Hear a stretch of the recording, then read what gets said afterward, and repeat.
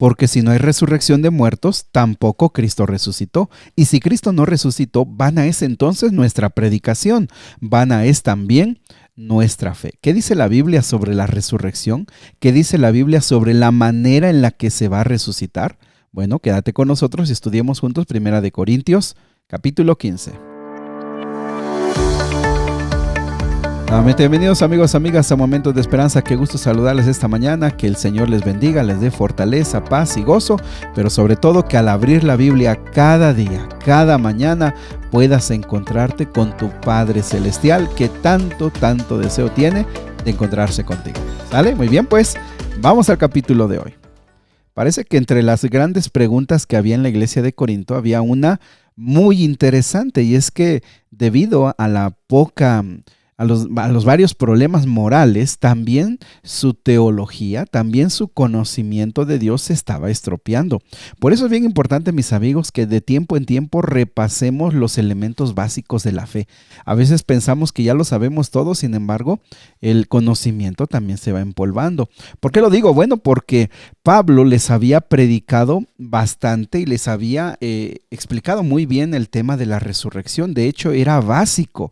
De hecho, en el versículo 3 y 4 vamos a ver quizá el primer credo del cristianismo. Jesús murió conforme a la Biblia, Jesús resucitó conforme a la Biblia y Jesús está gobernando en el cielo. Entonces, ¿por qué se les está olvidando? Bueno, porque algunos están empezando a decir, no hay resurrección, no creemos. ¿Cómo es posible que alguien se levante? ¿Con qué cuerpo? ¿De qué forma? ¿De qué manera? Algo tan básico se les había olvidado. Y mis amigos, es que a veces pasamos por alto lo básico. Y lo básico es muy importante. No te olvides, hay cosas básicas que en la Biblia se mencionan así sencillas, claras, y sin embargo miles de personas no las creen, no las entienden o no las quieren ver. ¿Por qué? Bueno, pues vamos a la Biblia. Versículo número 3 dice, porque primeramente os he enseñado lo que asimismo recibí. Pablo no lo produjo, Pablo le compartieron, Pablo está pasando lo que también él escuchó. Ojo con esto, que Cristo murió por nuestros pecados conforme a las Escrituras y que fue sepultado y que resucitó al tercer día conforme a las Escrituras y que apareció a Pedro y después a los 12. Mira, como te explico, este es quizá el primer credo, la primera certeza era esta. El cristiano tenía que creer en esto para hacerse cristiano. Algo muy importante de subrayar es que dice que se apareció a Pedro a los 12 y también, versículo 6, subraya, lo dice que después apareció a más de 500 hermanos a la vez, de los cuales aún en el tiempo de Pablo que se escribe esto, aún vivían y otros ya dormían. Interesante subrayar, los evangelios no mencionaron directamente la cantidad, pero aquí nos deja claro, fueron más de 500. También algo que es importante subrayar es que Pablo habla acerca de la muerte como dormir, como dormir. También se pareció a Jacobo, se considera que este Jacobo fue hermano de Jesús y el líder de la iglesia en Jerusalén. Ahora, versículo 8, dice Pablo, que a él también se le apareció. Dice como a un abortivo, es decir, como a un bebé que nació fuera de tiempo, también se le apareció a él. Por eso es que Pablo siempre reclamó como suyo que Jesús lo llamó, que Jesús lo puso como apóstol. Es que él dice, Jesús vivió, así se le apareció a ellos, pero a mí también se me apareció. Muy bien. En el versículo número 10, él habla de que es muy indigno de ser llamado apóstol. ¿Por qué? Porque él persiguió a la iglesia. Sin embargo, por la gracia de Dios, Pablo ha sido de los que más han trabajado. Muy bien. Pero la pregunta que él dice, bueno, ¿por qué no creen que hay resurrección? Es que esto es lógico. Si no hay resurrección de muertos, entonces tampoco Cristo resucitó.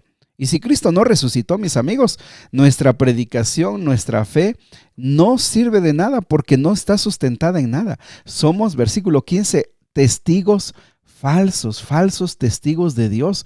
¿Por qué? Porque ¿de qué estamos hablando? El poder del evangelio está en que Cristo resucitó, pero si no lo hubo, pues en vano estamos aquí. Entonces, versículo 18, entonces también los que durmieron en Cristo perecieron. Y en esta vida solamente esperamos en Cristo. Somos los más dignos de conmiseración de todos los hombres. Mira, esta expresión quiere decir, Nosotros somos los más miserables, somos los que más vergüenza deberíamos tener de todo el mundo. ¿Por qué? Porque estamos predicando y estamos viviendo con la convicción de que Cristo se levantó de los muertos. Pero si eso no es real, somos los peores, los que de veras con peor vergüenza deberían vivir. Ahora ve el versículo número 20. Pablo dice: mas ahora Cristo ha resucitado de los muertos, primicia de los que durmieron es hecho. Mira, recuerda que Jesús murió un viernes. Nosotros sabemos que como a las 3 de la tarde, cuando se sacrificaba el cordero, ojo, el cordero, Él murió como es ahora, en lugar del cordero. O sea, Él era el cordero, el que iba a morir por nuestros pecados. Recuerda que el sábado, recuerda que esa noche era la Pascua y el sábado era un día de guardar, y también el domingo se celebraba una fiesta muy importante, la celebración de las primicias. Se traían los primeros frutos del campo. Por eso Jesús, al resucitar, tiene una implicación teológica muy importante. Jesús, al resucitar, es la primicia de los que van a resucitar. Así como se traían las primicias de los granos, pero después de esto vendría la gran cosecha, también el Jesús que resucitara era el primero que resucitaría. Así que, mis amigos, Pablo aquí está explicando, y por supuesto nuestro Dios nos está diciendo, si Jesús resucitó, como hay evidencia de estas 500 personas, de los apóstoles, de todos estos, hay evidencia. No solamente Jesús va a resucitar, sino que van a resucitar muchos después con él. Del versículo 22 al versículo número 28 nos recuerda que así como Adán pecó y las consecuencias fueron que pues, el mundo estuvo bajo condenación del pecado, también la resurrección de Jesús trae la esperanza de la salvación a todos aquellos que aceptan a Jesús. A todos aquellos que aceptan a Jesús tienen la esperanza, la certeza, la fe de que un día también, si mueren, también se van a levantar. Versículo 29. De otro modo, ¿qué harán? Fíjate, el versículo 29 es uno de los versículos más complicados de entender. Subráyalo. Es uno de los versículos más complicados de entender, no solo de Pablo, sino de toda la Biblia. ¿Qué se refiere? ¿Qué harán los que se bautizan por los muertos si en ninguna manera los muertos resucitan? ¿Por qué pues se bautizan por los muertos? Hay varias, hay por lo menos 26 interpretaciones.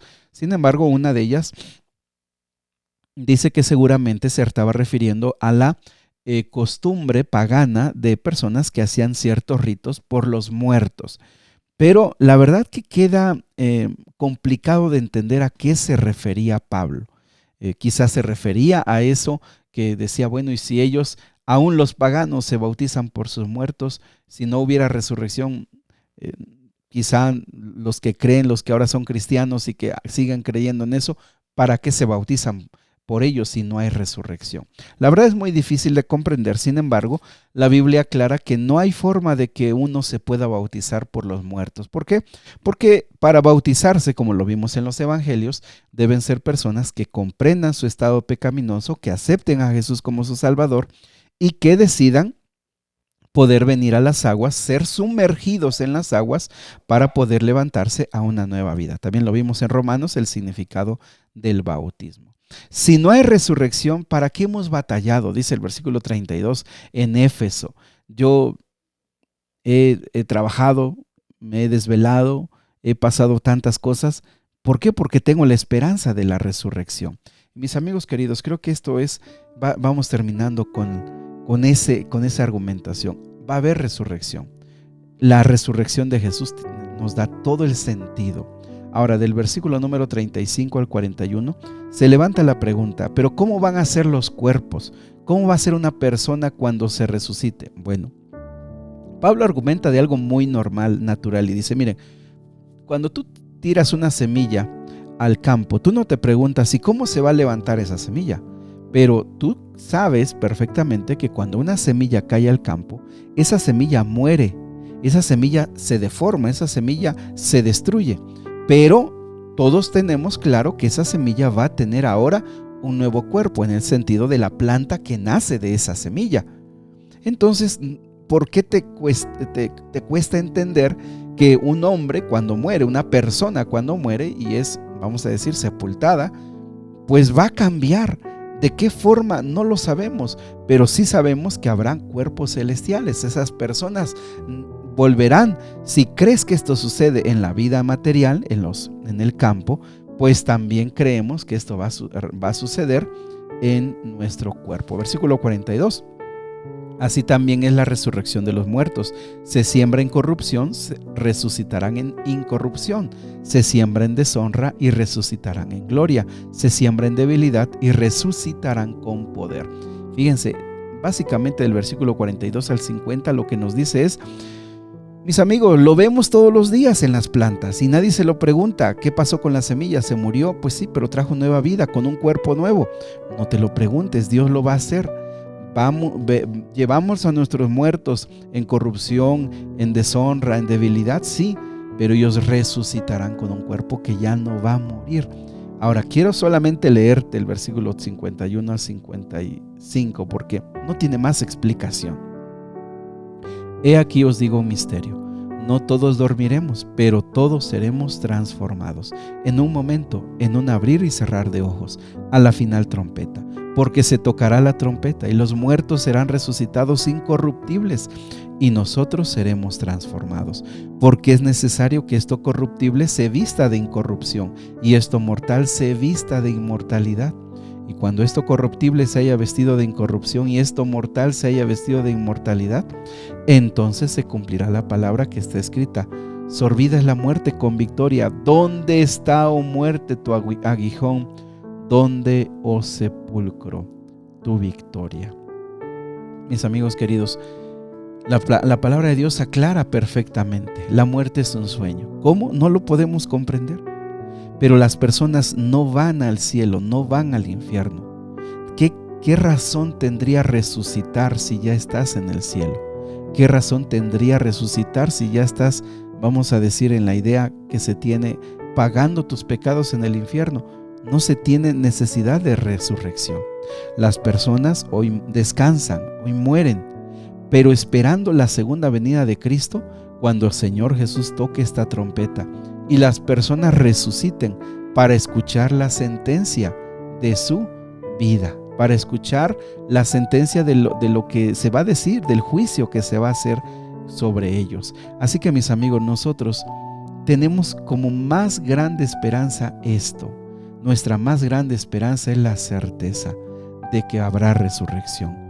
Por eso cuando nos separamos de nuestros seres queridos que han descansado, por eso cuando nos separamos de aquellos que amamos profundamente, tenemos la certeza de que aunque fueron a descansar, se levantarán para no ver nunca más corrupción. Se levantarán no con los cuerpos dañados, no con los cuerpos heridos, no con los cuerpos de enfermedad. Se levantarán para tener un cuerpo que pueda vivir eternamente. Un suspiro vendrá a nosotros cuando digamos: ¿dónde está, oh muerte, a tu aguijón? Porque hoy, mis amigos, a lo que más se le teme es a la muerte. Lo que más piensa el ser humano es cuándo llegará su último día. Pero cuando el Señor nos levante por última vez, no será para tener ese temor nunca más. Seamos constantes, estemos firmes en el Señor, sabiendo que nuestro trabajo no es en vano. Querido Padre Celestial, hay muchas personas que seguramente necesitan escuchar tu palabra esta mañana. A muchos que necesitan afirmar su fe. A muchos que necesitan recordar que esto no es el fin de las cosas, que apenas estamos tomando las decisiones que tienen consecuencias eternas. Llama a tus hijos, Señor, llámalos al arrepentimiento. Toca el corazón de aquellos que necesitan venir a ti. Toca el corazón de aquellos que tienen temor, que tienen dudas, de aquellos que están frente a la muerte y no saben qué va a ser de ellos, que puedan rendirse a ti, el Rey de Reyes y Señor de Señores. Te lo pedimos, Padre, en el nombre de Jesús. Amén. Que Dios te bendiga. Habla con tu Padre Celestial, que Él quiere escuchar.